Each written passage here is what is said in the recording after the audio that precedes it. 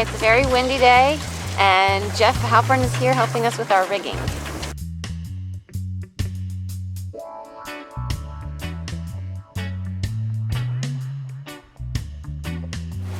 You got that screwdriver, right? Yep. Take this over here and just use that screwdriver to hold it. Yeah.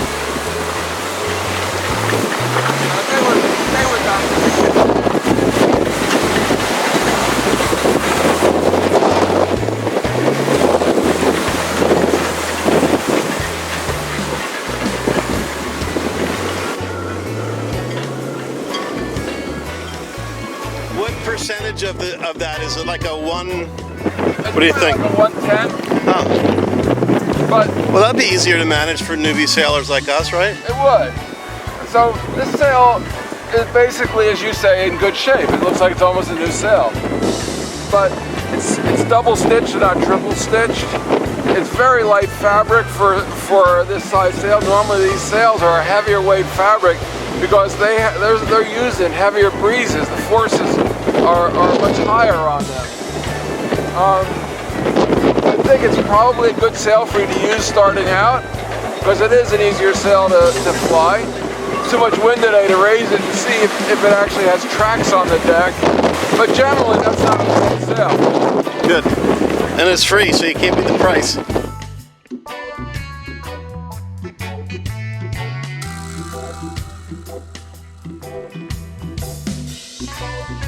Sail ties, this is useless. Yeah. I mean, there's not enough on here to tie. They weren't tied, they're just laying in there.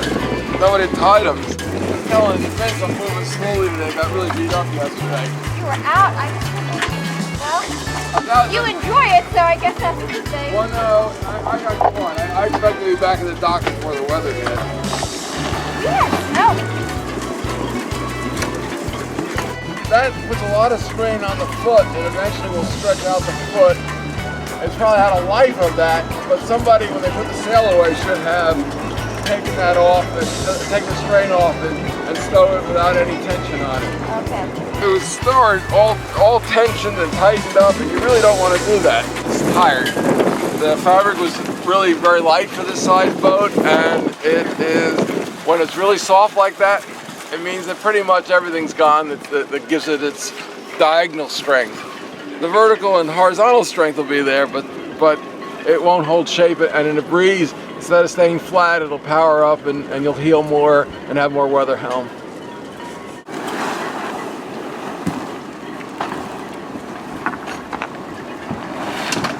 This is all frayed. The line itself looks pretty good back here where it was inside the boom, but where it was out in the sun, it's gotten sunburned and abraded. So what we're going to do is we're going to put a whipping on here and cut it, and I'll show you how to do a whipping today now that we have the sail kit. So we're gonna make a whipping. And Vince, when we do this, you can film this because you're going to want to do 1,000 of these. These are what keeps your lines from going to hell in a hand truck. Okay. Everybody has their own way of doing whippings. There's a lot of right ways, a lot of wrong ways to do it, but there isn't one right way to do it. I do something that's kind of modified from what I learned in Boy Scouts, but adapted for sailing.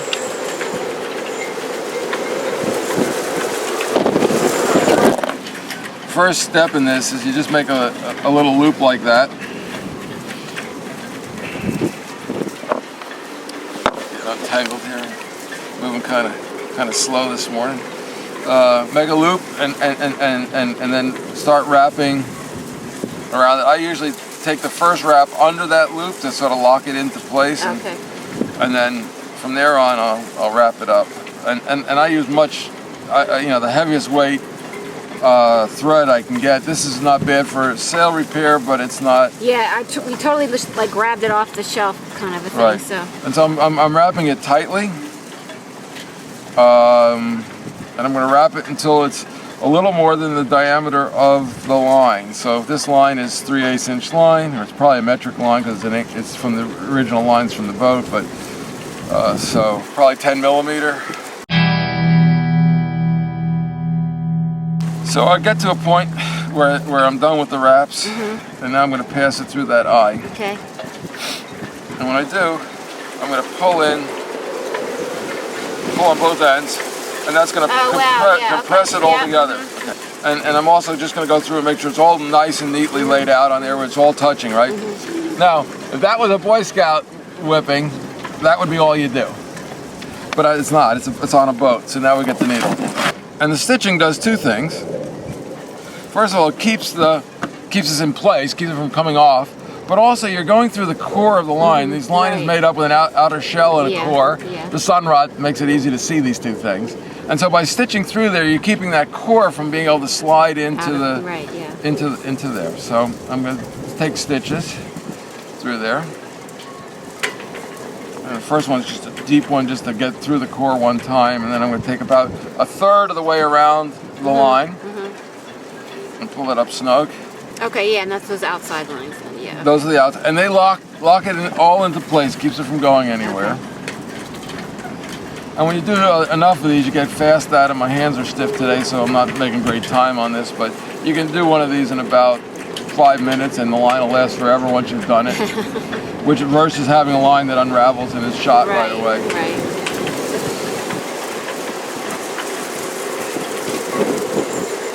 By tradition or by whatever, I usually do two stitches at each location, so that you'll see there's a double there. Right. There'll be a double here.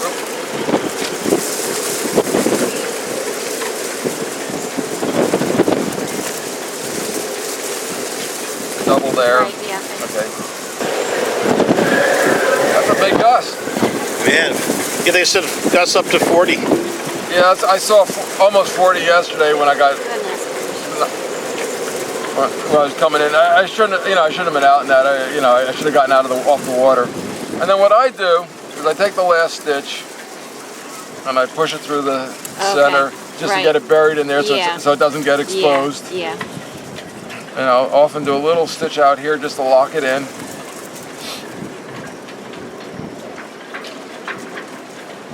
So now the part that's holding it is lower down and anchored. Yeah, right, and anchored. Take a stitch through just to get it out of the way, and then I'll burn that off.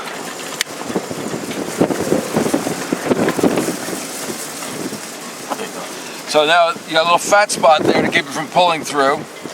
And I'm going to do the other end of the line, so it doesn't come undone, because after all, it's part of it, right? It's part of it. I'll do this exact same thing with that. So if you put this on the internet, someone's bound to tell me this is the wrong way to do it, and someone's going to say that's exactly how I do it. And yes, that's exactly right. So I will tell you, I take no credit for having the only patented way. But that's how I do it. Okay. So then I need something to cut on that I'm not going to scratch your deck. We got a piece of wood here. Yeah. I know, not sharp. Okay.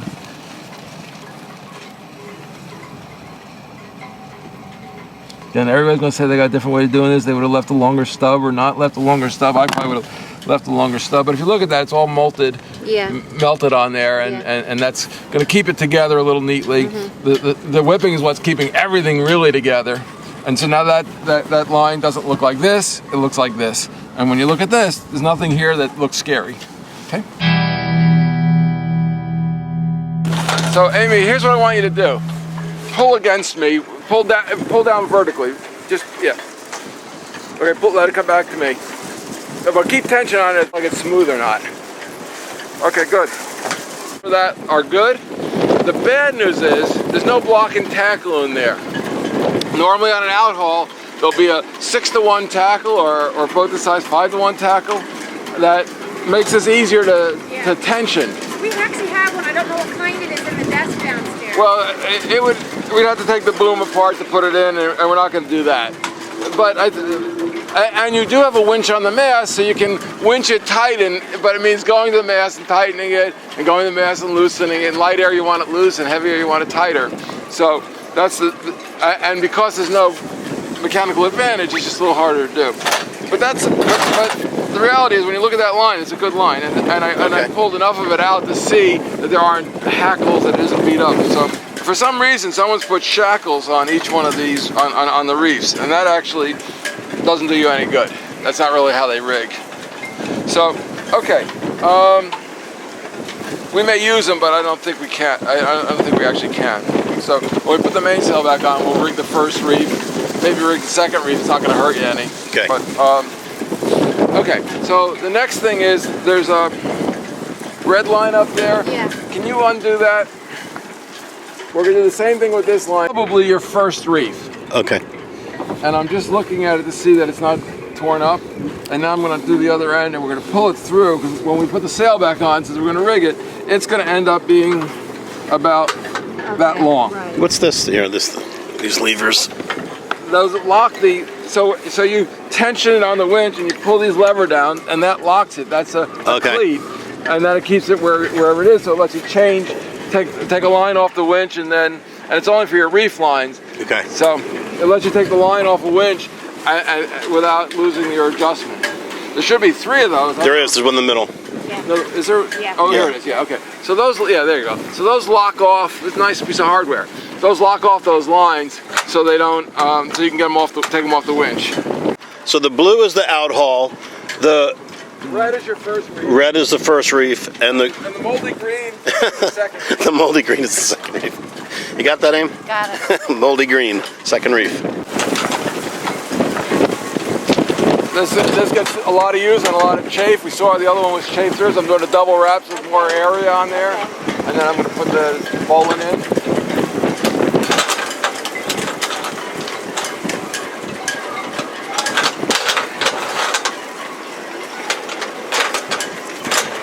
There you go. So now you got an Outhaul that's all good to go. So I think I'll just start down here and work my way up the sail and see what we got. Ben, So- you have the bag. I have the bag. Oh. And there's the 2 screwdrivers. Yeah, I see.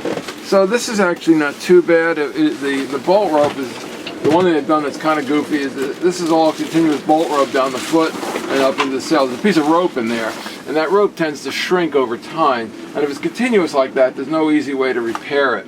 Now, probably it's Dacron, so probably it's stretchy, and it doesn't matter that it shrinks. But in modern sails, that's not Dacron, it's a high-tech material. When we're talking about the difference between sailmakers, a good sailmaker will use one of these low-tech, with these high-tech materials, and it really makes a difference to how the sail ages. If you're using this low-tech stuff, it stretches out over time, and you got a pretty lousy sail shape.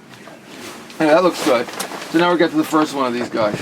And how many of these do you have? That's the thing. So we had 10, and I already put 1, 2, 3, 4, 5, 6, 7. So I already have 3 new ones on here, and then Okay. I realized I had to stop because the sail actually had to come off to finish doing Right, it. right. So I've looked at the sail, and I can see here's a slug. So this is the leading edge of the sail, and this is the foot of the sail. And our first step is going to be to get the foot of the sail into the boom. Yeah. So we're going to pull up enough sail to be able to do that. And then as I do that, Amy, you're going to want to walk down the side of the boat where Vince is, Okay. just because it's clearer. You'll pull that ring while I feed it into the slot. So just keep walking it down. I'll just keep feeding. Keep going there. That's okay. Just keep going. You'll be all right. They're loose. You should be able to get past them, right? This sail has a. Come on. Hold on. They have a loose foot, and so the sail would have gone past it. You can't do that. So now I want to orient the sail the right way so that it's facing up.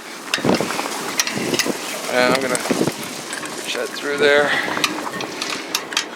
Push that through there. I think I can make this work.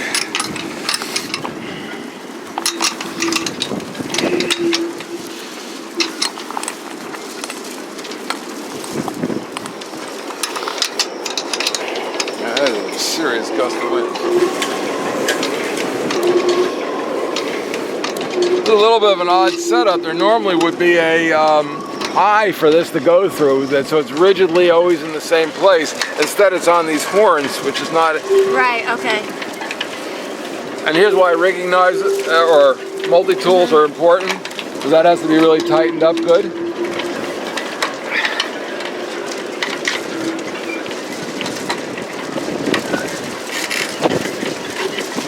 Oh yeah, because that's a thread. It is.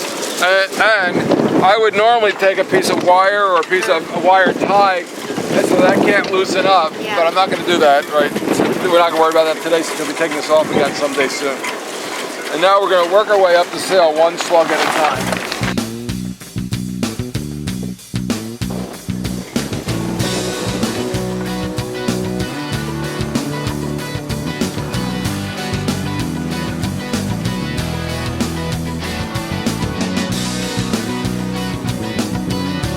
Okay, so this is the, okay, The yeah. Outhaul, Yep. right? The blue one. Yep. And that's going to pull a foot of the sail snug when we get it all done.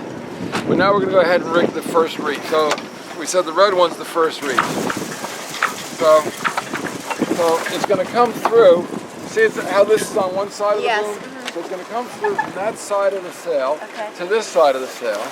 Oh, And because there's no, normally there'd be an eye in the foot of the sail, there's no eye in the foot of the sail. So it's just going to get tied onto this. To me, that's an inferior way to do it, but it's all you got. So it's tied onto there. There's an old school sail. What kind of knot you using this? I'm just using a bowline. Okay. Going out of the lake, around the tree, and back in the lake. And without my glasses on, I'm doing it about as well as I can. Yeah, it's all good. All right, so now we'll get the next one. So this is the moldy green one, which actually I think was a green line when it was new. And I'm just making sure it's clear of everything else. And this comes out of the other side of the sail. Right, okay.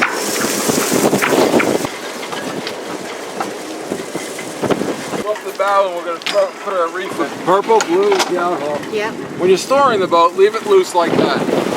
But when you're sailing, you want to tension it. And you can tension it and lock it off. And now it's, that's about the, probably It stays, okay. yeah, that's a lock, that's a cleat. Take it off the winch.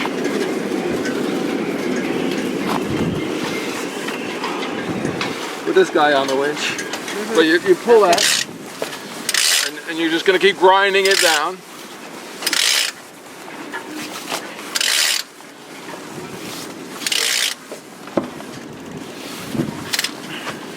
Until we don't feel it go anymore. Is that right? Okay. Well, no, I'll show you. Oh, we're going to walk back, I'll show you. So when you're done, what you're going to see is this is pulled all the way down here. Okay.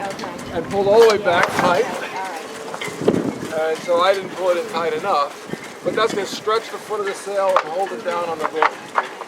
Now, what I'm seeing is these knots have to be tight for this to work. The sail is so stretched out that you can't get the foot tight unless those knots are really tight. Just tighten that all up. The second reef is the same way. It's just the green line. You'll just take it up. Now, it's too windy to raise the sails. So the first time you use the boat, you're going to want to look at these things. You don't want huge hackles of huge amounts of line hanging off the sail. So you'll take some of the slack out of it, but I'm going to leave all that slack for right now to make sure that you don't accidentally damage the sail when you raise it, because there isn't enough slack in it to raise it all the way. So I'm going to pull all this back through there again. This is really old technology in terms of how it's all set up. We don't do stuff like this anymore. It's all much simpler. It's all run back to the cockpit and it's all much simpler. And that's really a bad lead on that, but I don't see that you have any choice. This was made for the vang, that swivel. That's in the wrong. That's the wrong place for that. Huh. In fact,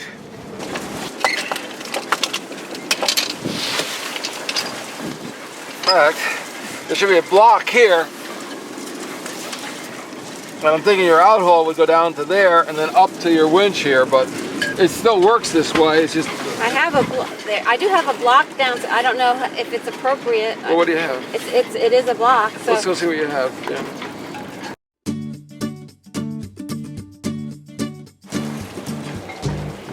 it's gonna show up. Yeah, at some point in time you'll need to invest in some additional hardware, better hardware. You know, what you'll do is I'm a big fan of Garhauer. They're reasonably priced, they're very durable, and they have a really good warranty on them. And that's probably what you're going to want to ultimately do is put a bunch of new blocks on the boat. But for right now, you should be okay. Okay.